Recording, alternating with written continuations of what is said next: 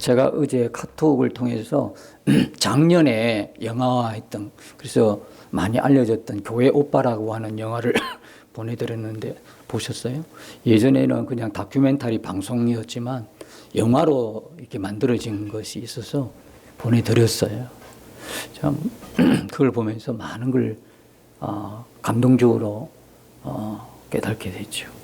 거기에 나오는 실화의 인물이 이관희 집사입니다.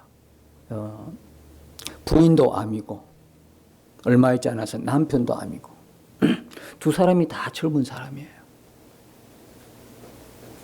두 사람이 30대 젊은, 결혼한 지 3년. 그래서 어떻게 한날에 결혼한 지 3년 만에 부인이 암이고 남편도 암이고 얼마나 절망적인 순간이에요. 뭐 어떻게 해야 될지 도무지 앞길이 보이지 않는 상황이거든요. 근데 두 사람이 이렇게 영화를 보면 물론 엄친아로 만나가지고 서로 엄마 친구 자녀들로 만났는데 참 친하게 어떻게 지내는 사이에서 만났겠죠. 뭐 그런 것도 있지만 그래서 두 사람이 이렇게 보면 하는 행동들이 있더라고. 서로 말씀 묵상을 함께 나누더라고. 말씀을 읽으면서 뭐 큐티도 하면서 서로 은혜 받은 내용도 나누고, 이게 하루 이틀 일에 쌓이다 보면 부부 사이도 신뢰가 쌓이게 될 것이고 또 믿음이 쌓이다 보니까 이런 말할 수 없는 절망 가운데서도 이걸 말씀으로 믿음으로 이겨나가는 그 모습들이 영화 속에서 볼 수가 있었어요. 그래서 결국 남편이 먼저 죽죠. 젊은 나이에 암으로 인해서 죽습니다. 그 이관희 집사가 뭐라고 이야기했냐면 그 사람은 공대 출신이에요. 이과대 출신이기 때문에 이과대 출신들은 수학이 필수죠. 문과가 아니 이과니까. 이 손익계산에 아주 밝은 거예요. 내가 얼마의 이득이면 얼마의 손실. 이 계산이 아주 밝은 사람이 공대 출신들이에요. 그래서 고난이 왔을 때, 절망에 있을 때, 하나님에 대한 불편한 마음이 있을 때 하나님께 원망의 말이 나올 때에 자기는 항상 그런데요. 손익 계산을 해본대요. 무슨 이야기냐. 내가 지금까지 쭉 살아오면서 받은 하나님의 은혜는 플러스란 말이에요. 마이너스가 아니라 항상 하나님의 은혜는 플러스였다는 거죠. 그런데 지금 내가 당하는 이 절망 같은 문제는 뭐예요? 분명히 마이너스거든요. 그렇잖아요. 잃어버린 게 많잖아요. 그게 마이너스예요. 그런데 가만히 생각해 보니까 이 손익계산을 따져봤어요. 하나님으로부터 받은 플러스의 그 은혜와 내가 지금 절망 가운데 빠질 수밖에 없는 이 환경의 마이너스. 이걸 계산해 보니까 어떤 결과가 나오느냐. 항상 플러스야. 내가 지금 하늘이 무너져 내릴 것 같은 절망적인 순간에도 지금까지 내게 주신 하나님의 은혜에 비하면 계산을 해보니까 그래도 결과는 뭐였다? 플러스였다는 거예요. 그래서 길게 자기 인생 전체를 생각해 본다는 거예요. 길게 자기 인생 전체를 생각해 볼 때 지금은 마이너스인데 알고 보니 플러스였다는 거예요. 저는요, 그 이관희 집사가 하나님을 잘 아는 사람이었다 생각이 돼요. 여러분, 하나님은요, 저와 여러분의 우리 하나님은요, 아버지예요. 육신의 아버지도 자식에게 좋은 걸 줄 알거든. 하물며 너희 하늘에 계신 하나님 아버지는 말할 게 없다는 이야기. 그래서 우리는 그 하나님을 어떻게 고백해요? 모든 것을 합력하여 선을 이루시는 하나님으로 고백하잖아요. 그 이간희 집사가 이걸 꿰뚫고 본 거예요. 지금은 내가 비록 이 고난과 절망 같은 환경 속에 있지만 하나님은 결국 나를 플러스 인생으로 만들어 주실 것이다. 그래서 내 입에서 불평의 소리 나오기 전에 계산을 해보는 거예요. 여러분, 이런 걸로 이야기하면 우리 인생 중에 하나님을 만난 인생은요, 하나님 앞에 불평할 수가 없는 거예요. 지금까지 내가 살면서 받아 누린 은혜는 모든 게 플러스예요. 내가 살아오면서 당하는 이 절망적인 순간의 마이너스도 그거와는 비교가 안 되는, 참 감동적인 은혜였어요. 거기다가 하나 더 있는데, 이제 이간희 집사가 이제 눈을 감죠. 그리고 그 주변에 이제 기도하는 분들이 모여서 다 작별 인사를 하는데 이미 이제 하늘나라로 갔으니까. 여러분, 육신이 죽으면요, 조금 있다가 가는 게 아니고 바로 바뀌어 버립니다. 육신이 죽으면 그 영은 바로 하나님 앞에 섭니다. 그래서 그 순간에 그 부인되는 그 집사님은 이런 말을 하더라고요. 오늘 조금만 내가 슬퍼할게. 조금만 슬퍼할게. 이 의미가 어떤 의미인지 아십니까? 벌써 이 부인되는 집사님도 믿음이 꽉 차 있는 거예요. 우리가 성도의 장례식장에 가면 슬픔이 가득하잖아요. 그런데 여러분, 우리 눈이 열려서 그 영혼이 지금 하나님 나라에서 환영을 받고 잔치가 벌어지고 있다는 걸 우리 영안이 열려서 보게 되면 그 장례식장에 가득한 슬픔보다도 뭐가 더 충만해질까요? 헤어지는 그런 슬픔은 있어도 믿음으로 영안이 열려서 그를 볼 수 있다면 그 슬픔의 짓누름보다도 기쁨이 막 솟아나는 거예요. 그래서 아마도 조금만 슬퍼할게. 오늘 조금만 슬퍼할게. 왜? 육신으로 이 정이, 그죠? 헤어지는 이별의 이 슬픔이 있는데 뭐가 커요? 그 영혼이 지금 하나님 나라의 환영을 받고 잔치가 벌어지고 있는 영안이 열리면 그 기쁨이 더 큰 거다. 그래서 성도의 장례식장, 일반 사람들의 장례식 다르잖아요. 환송가, 찬송이 울려 퍼지고, 그죠? 승리의 찬송이 울려 퍼지잖아요. 이 세상의 그 많은 고난 속에서도, 절망적인 순간에서도 주님과 동행하면서 승리한 그 성도를 향한 우리 모두의 환송이잖아요. 여러분, 우리의 영안이 열리기를 축복합니다. 지금 우리가 계시록을 이렇게 보지만 이 계시록은 당시에 로마의 제국 앞에서 믿음을 지키기 위해서 고군분투하는 성도들의 그 상황을 우리가 늘 염두에 둬야 돼요. 얼마나 두려웠겠냐고요. 얼마나 어쩌면 끝이 안 보이는 이 고난 속에서 얼마나 또 마음이 무거웠을까요? 그 로마의 거대한 세력 앞에 그 교회는 너무나 약소했고 초라했어요. 거기다가 유대교회, 다른 종파들의 그 다음에 탄압도 있었고, 각종 신들을 우상화하는 그런 시대 속에 그리스도인에게 마음이 상하는 거예요. 그뿐만 아니라 그 시대에 정말 타락한 음탕한 그 문화 속에서 그리스도인이 믿음을 지켜가는 갈 수 있는 그런 환경이 아니었어요. 그 속에서 믿음을 지키려고 오죽했으면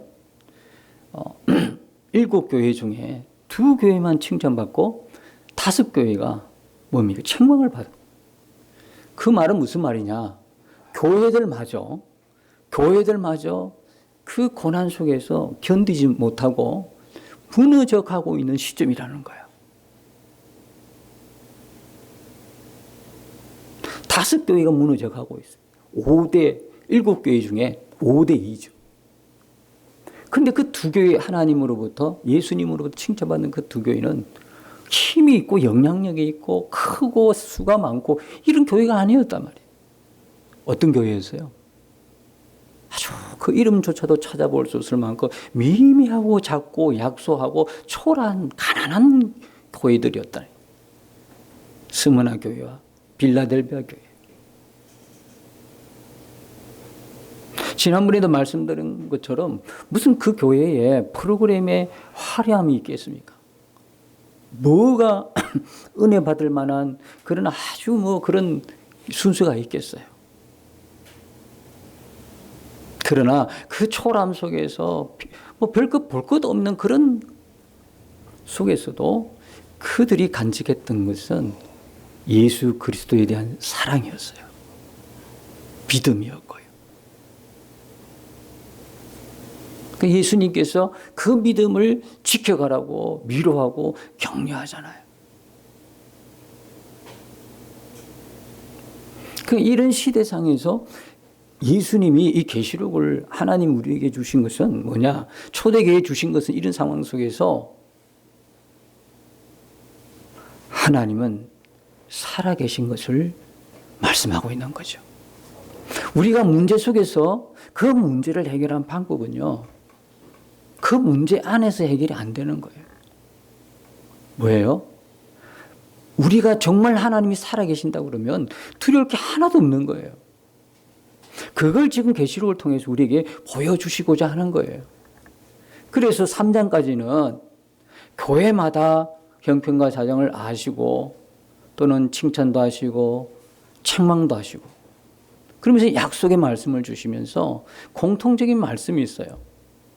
내가 너희를 아노니 내가 너희의 사정을 안다. 여러분, 내가 정말 힘든 상황에 옆에 있는 사람이 나를 안다. 내가 왜 그렇게 힘들어하는 그 이유를 안다고 하면 위로가 되죠. 모르게 되면 힘든 상황에서도 계속 나를 힘들게 할 수 있잖아요. 그런데 내 옆에 가까이 있는 사람이 형편을 알고 위로를 하는 거 위로가 되죠. 근데 사람의 위로는 잠시죠. 잠깐이죠. 하나님이 우리를 아신다고 하는 거예요. 여러분들의 눈물을 아신다는 거예요. 여러분들의 고난을 아시고 고통을 아시고 아픔을 아시고 여러분 마음 가운데 상처를 아신다는 거예요. 하나님이 나를 아신다는 거예요. 하나님 어디 계세요? 하나님 도대체 나를 아시는가요? 우리가 너무 깊은 절망에 있다 보면 이런 탄식을 쏟아붓죠. 하나님 어디 계세요? 제발 하나님 살아계시다면 나타나야 보이세요. 그렇게 외칠 때가 얼마나 많습니까? 근데 요한을 통해서 하나님 우리에게 응답하시잖아요. 내가 너희를 안다는 거거든요. 교회 쓸 사정을 다 한다는 거예요. 교회들 사정을 다 한다는 이야기는 우리 한 사람 한 사람의 사정도 하나님은 아신다는 거거든요. 그러면서 뭐를 말하고 말씀하십니까? 처음이요 마지막이다. 시작과 끝이다. 나는 세세토록 살아있다 그러잖아요. 이 땅에서 요한을 환상을 통해서 그렇게 위로하시지만 말로만 그렇게 두려워하지 말라 담대하라 이렇게 하지 않고 4장부터는 뭡니까? 하늘로 끌어올리잖아요. 4장에 보니까 뭐가 있습니까? 요한의 눈에 하늘에 열린 문이 있어요. 여러분, 하늘이 있어요. 하늘이. 그곳에 예수님이 이 땅으로 오셨고 그리고 다시 예수님 올라가셨고 하나님 아버지가 계시고 성도들이 있고 천사들이 있고 우리의 믿음의 선비들이 그곳에 있고 우리도 장차 앞으로 갈 것이고 천사가 오르락 내리락 하는 그 하늘이 있다 이 말이에요. 그리고 또 본 게 뭡니까? 보좌를 본 거예요. 또 본 게 보좌에 앉으신 이를 본 거예요. 하나님, 살아계신 하나님을 본 거죠. 거기도 등장하는 말이 뭡니까? 세세토록 살아계시니. 하나님은 살아계신데 세세토록 살아계신 분이에요. 여러분, 진짜 하나님이 살아계신 것 여러분이 만일에 그걸 확실히 믿는다면 세상에 두려워할 게 있을까요? 내가 지금 고난 속에 눈물을 흘리면서 아파하는 그 문제 가운데서 더 이상 그 문제가 아픔이 될 수 있을까요? 하나님은 살아계신데, 그분이 나를 아는데, 그분이 나의 아버지인데, 우리가 지금 하나님의 살아계심이 정확하지 않으니까, 믿어지지가 않으니까 내가 지금 당하는 문제가 더 크게 보이는 거지. 오늘 5장에 이렇게 넘어오면 뭐가 보입니까? 5장에는요, 보좌에 앉으신 이의 오른손에 있는 두루마리가 보입니다. 두루마리를 발견하죠. 근데 이 두루마리가 7인으로 봉해져 버렸어요. 이 7인을 떼야만 이게 열리는데 뗄 사람이 없어. 하늘에도 땅에도 하늘 위에도. 그래서 요한이 웁니다. 크게 웁니다. 왜 울었을까요? 아니, 그 두루마리가 도대체 뭔데 요한이 울었을까? 그리고 나서 그 우는 요한을 위로합니다. 장로가. 뭐라고 위로합니까? 5절에 보면 장로 중에 한 사람이 내게 말하되 울지 말라. 유대 지파의 사자 다윗의 뿌리가 이겼으니 그 두루마리와 그 7인을 떼시리라 하더라. 이야, 그 두루마리를 떼실 분이 있다는 거예요. 그러면서 어디를 비춰주고 있어요? 6절 이하에 보니까 그분이 누구라는 걸 비춰주고 있는데, 그게 뭐냐면 어린 양이야. 보좌와 내 생물과 장로들 사이에 한 어린 양이 서 있는데, 그래서요. 근데 그 어린 양이 일찍이 죽임을 당한 것 같더라 기록하고 있어요. 개역 한글이나 개역 개정에는요, 이게 일찍이 원문에는 없어요. 그냥 스파조라고 완전 수동태로 되어 있는데, 죽임을 당했다라고 하는 스파조로 이게 원문에 죽임을 당한 같더라만 기록이 되어 있지, 일찍이란 말은 없어요. 괜히 시기적으로 오래 그냥 기간이 걸린 것처럼 일찍이라는 단어는 원래 원문에 없다 이 말이죠. 하여튼 뭐 이 어린 양이 있는데 죽임을 당한 것 같더라. 요한이 어린 양이 누군가를 알아봤을까요? 못 알아봤을까요? 여러분은 이 어린 양이 누구란 것을 지금 알아보아요? 알아보지 못하겠어요? 금방 알아보겠지요. 요한은요, 금방 알아봤어요. 왜요? 세상 죄를 지고 가는 하나님의 어린 양이로다. 어디 기록이 되어 있어요? 요한복음에 기록되어 있잖아요. 속죄제물, 우리의 속죄제물로 오신 예수 그리스도, 그분이셨어요. 그래서 그 밑으로는 이제 이 두루마리를 떼시기에 합당한 분을 찬양하고 있어요. 내 생물과 24장로들의 찬양이 나오고요. 그 다음에 누가 찬양이 나옵니까? 수많은 만만이요 천천히 많은 천사의 찬양이 있고요. 그 다음에 모든 피조물의 찬양이 있어요. 여러분, 4장과 5장은요, 이 찬양의 예배입니다. 4장에서는 보좌에 앉으신 이를 향한 찬양입니다. 그러면 5장은 또 누구예요? 그 어린 양의 찬양입니다. 죽임당하신 어린 양을 향한 찬양과 경배가 있는 장이 5장이란 말입니다. 그리고 6장 이하에는 이제 이 어린 양이신 죽임당하신 어린 양 예수 그리스도께서 인을 하나씩 떼면서 심판을 시작하는 겁니다. 자, 그러면 이 두루마리는 뭘까요, 도대체? 두루마리는 뭐죠?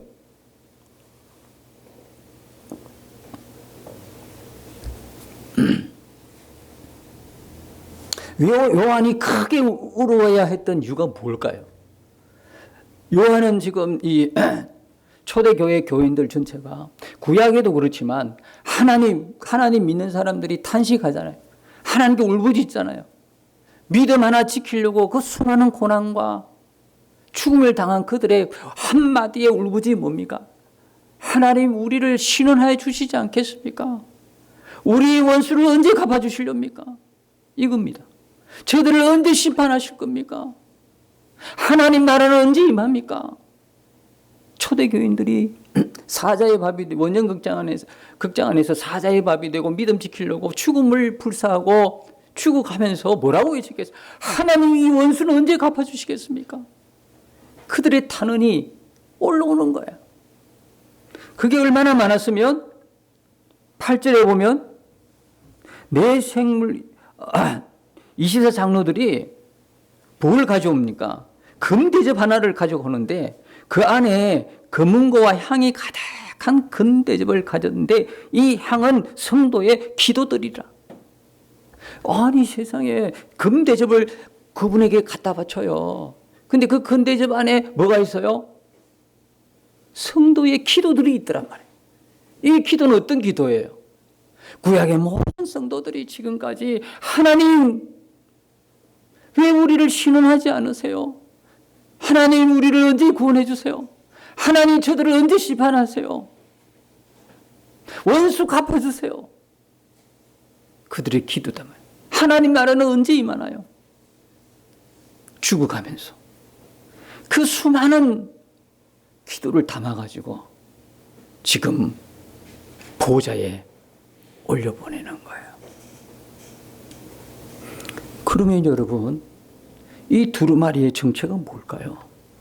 여러분 이 두루마리를 뗄 수 있는 자격이 있어요. 그 자격이 뭐냐면 5절에 보니까 뭐라고 그래요? 첫 번째 유대 지파의 사자예요. 두 번째 다윗의 뿌리예요. 예수님은 말씀하셨어요. 스스로가 나는 다윗의 자손이고 다윗의 뿌리라고요. 유대 지파의 사자예요. 그 다음에 세 번째 조건은 이기는 자예요. 여러분 사단 마귀를 이기는 유일한 존재는 예수 그리스도이십니다. 이긴 존재예요. 그 다음에 마지막으로 7절에 보면 보호자에 앉으신 이의 오른손에서 두루마리를 취하는 거예요. 하나님의 보호자로 나아가는 자예요. 그럼 이 두루마리가 뭐예요 도대체? 예? 예수님이 해 주신 거잖아요. 이게 뭐냐면 에베소서 1장 9절에는 하나님의 뭡니까? 오래된 경륜, 하나님의 계획된 오래 계획된 것이라고 말씀하는데요. 이게 뭐냐면 복음의 비밀. 예수 그리스도가 십자가의 죽음을 통해서 뭡니까? 구원하시고 심판하신다는 복음이죠. 이 두루마리 안에는 뭐가 있어요? 성도들의 구원과 하나님 말씀으로 심판함이 다 기록이 되어 있는 책이에요. 그걸 누가 열어요? 예수님이 그 일곱 인봉을 떼는 유일한 분이다 이 말이에요. 여러분 여기에 봉한 거를 이제 누가 떼냐 하는데요. 사실은 이 다니엘서 12장 4절에 가보면 무슨 말씀이냐면 다니엘서 12장 4절에 보면 다니엘아 마지막 때까지 이 말을 간수하고 이 글을 봉함하라. 많은 사람이 빨리 왕래하며 지식이 더하리라. 구약시대는요 복음이 봉한 시대예요. 예수 그리스도가 십자가에서 죽으심으로 구원하시고 그 말씀으로 심판하신다는 내용이 비밀이었단 말이에요. 그러니까 구약 시대는 그게 딱 봉해져 있어요. 봉하라 그랬어요. 하나님은 구약의 종인 다니엘에게는 말씀을 봉하라 그랬어요. 말씀이 닫힌 시대예요. 복음이 열려지지 않은 시대예요. 그런데 보면은 여기서는 계시록 5장에는 드디어 이 말씀을 여는 거예요. 계시록 22장 가보면요. 어떤 말씀이냐. 계시록 22장 10절에 보면 또 내가 말하되 이 두루마리의 예언의 말씀을 임봉하지 말라 그래. 때가 가깝다 이 말이에요. 이 두루마리 구약의 다니엘에게는 봉하라 그러고 신약의 요한에게는 신약의 종인 요한에게는 열으라 그래요. 신약 시대는요. 복음이 활짝 열린 시대예요. 구약은 닫힌 시대예요. 하나님 인간을 구원하는 그 비밀이 닫혀 있는 시대가 구약이었고 널리 열려져서 모든 사람들에게 전가하는 시대는 신약이었단 말이에요. 그런데 여러분 다니엘에게 마지막 때까지 이 말을 간수하고 이거를 봉함하는데 이 마지막 때는 언제냐 이 말이에요. 이 마지막 때는 마지막 주님이 재림 직전을 말하는 게 아니에요.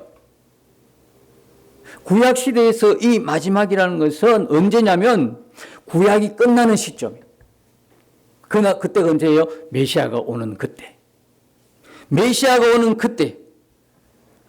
그래서 히브리서 9장 26절에 보면 자기를 단번에 제물로 드려 죄를 없이 하시려고 세상 끝에 나타나시니라. 세상 끝에 나타나셨대. 여러분 말세는요. 언제부터 말세예요? 앞으로 다가오는 그 어떤 시점이 말세인가요? 아니라고 그러죠. 예수님이 오신 그때가 말세예요. 이미 우리는 어느 중에 살고 있어요? 말세 중에 살고 있어요.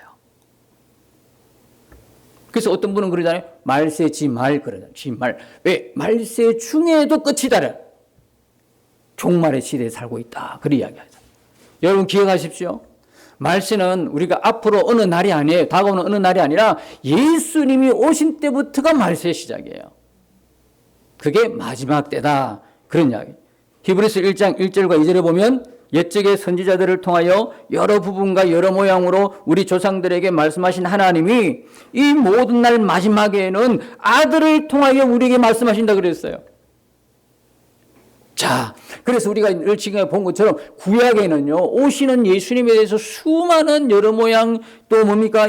여러 부분에 대해서 말씀하고 있죠. 선지자가 말했죠. 제사법을 통해서 말했죠. 주관은 짐승 제사를 통해서 말씀하고 율법을 통해서 말씀하시고 예언을 통해서 말씀하시고 시편을 통해서 말씀하시고 구약 전체가 누구에 대한 이야기입니까?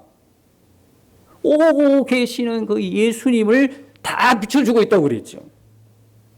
그랬는데 마지막 날에는 누구를 통해서요? 하나님께서 아들을 통하여 말씀하시겠다는 거예요. 그래서 오신 분은 누구냐면 예수 그리스도거든요. 예수님이 오신단 말이에요. 드디어 구약에서 전체적으로 이야기했던 그분이 오신단 말이에요. 그때가 언제냐? 마지막이란 마지막. 다니엘아 마지막 때까지 이 마지막 때가 그때라 이 말이에요.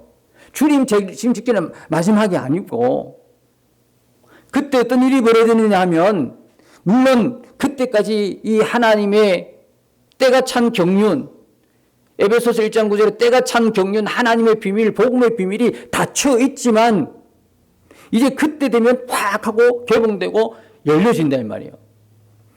그러면서 많은 사람이 빨리 왕래하며 지식이 더한다. 많은 사람이 빨리 왕래하며 여러분 이 말씀은 어떤 말씀이냐면 단순하게 과학이 발달해가지고 교통수단이 좋아지고 사람들이 빨리 왕래한다는 그런 의미가 아니에요. 그거는 예수님 입장에서는 아무런 의미가 없어요. 교통이 발달해가지고 뭐 그냥 사람들이 빨리 왔다 갔다 비행기 날아다니고 이런 이야기를 하는 거 아니에요. 예수님 오시는 그 시대에 무슨 비행기가 있었어요 그때. 그런 이야기를 하는 게 아니에요. 무슨 이야기냐면 그때 복음의 비밀이 확 열려지잖아요. 그렇게 되면 어떤 일이 벌어지냐면 이방인과 유대인, 구약 때는 서로 상종 안 했어요. 결혼도 못하고 서로 사귈 수도 없고 교제도 없어요. 그런데 이 둘 사이에서 뭡니까? 뭐가 일어납니까? 연합이 이루어지는 것. 왕래가 이루어진단 말이에요. 이방인.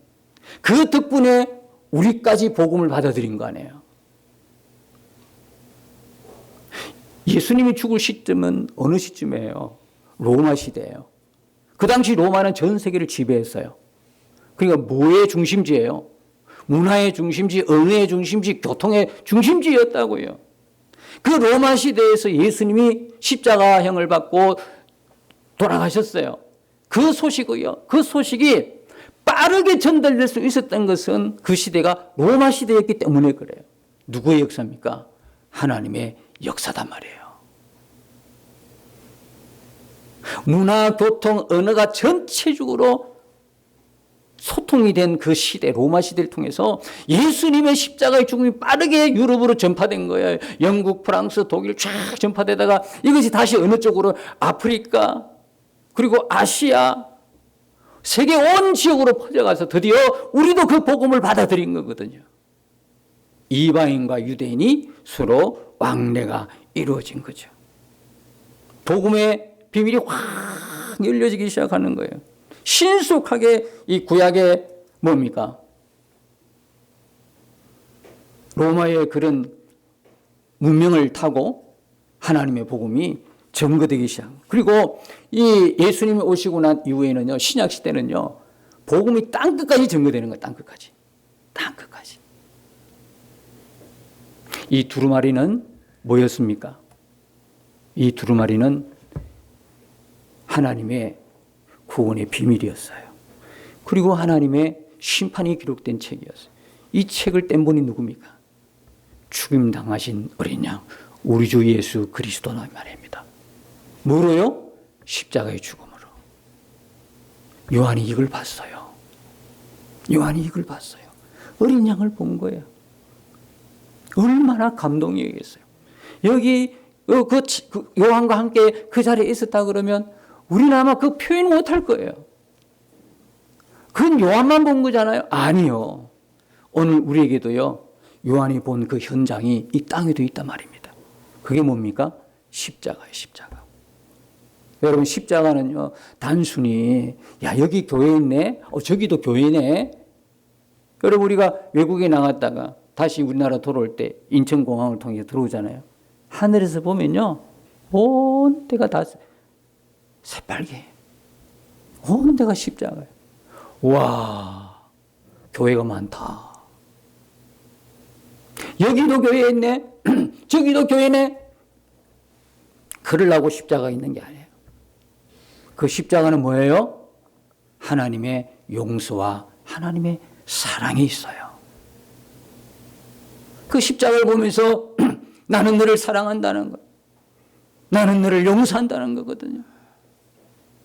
그러니까 우리가 돌아갈 때가 있어요. 요한만 본 그게 아니고요. 우리도 지금 그 현장에, 요한이 본 그 현장에 있어요. 십자가 앞에. 언제든지 우리가 실패했으면, 언제든지 우리가 절망의 순간에 있어도요, 우리는 돌아갈 것이 있어요. 그게 뭡니까? 십자가인 거예요. 십자가 앞으로 언제든지 우리가 돌아갈 수 있어요. 우리 주 어린 양 예수 그리스도. 그 간격을 지금 요한이 보고 있는 거예요. 모든 영광, 존귀, 모든 만물들이, 피조물들이 예수님을 찬양하고 있어요. 우리가 드려지는 예배는 어떤 예배예요? 성령의 이끌림마다 천상에서 지금 하나님 보좌 앞에 드리는 예배인데, 우리가 그 앞에서 하나님과 어린 양 예수 그리스도 앞에서 예배하고 찬양하고 경배하고 있잖아요. 이 경이로움, 이 놀라운 영광 어떻게 표현할까요? 여러분, 우리 예배 안에는요, 이런 영광스러움이 있는 거예요. 우리가 예배할 때마다 늘 이런 하나님의 임재 가운데서 큰 놀라운 영광 속에서 예배 드린다는 걸 잊지 마세요.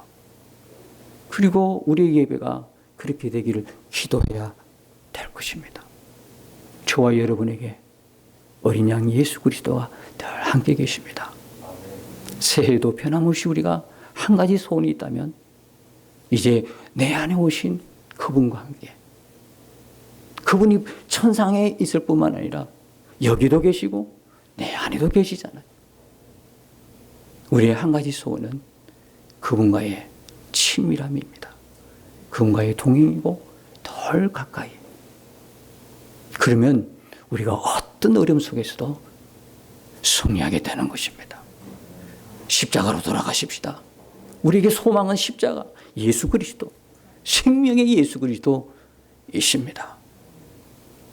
이번 한 주간도 이 예수님과 기쁘고 행복하게 동행하는 복된 여러분의 한 주가 되시기를 예수님 이름으로 축복합니다. 주와 함께 싸워 승리하리라. 날마다 믿음으로 나 살아가리. 날마다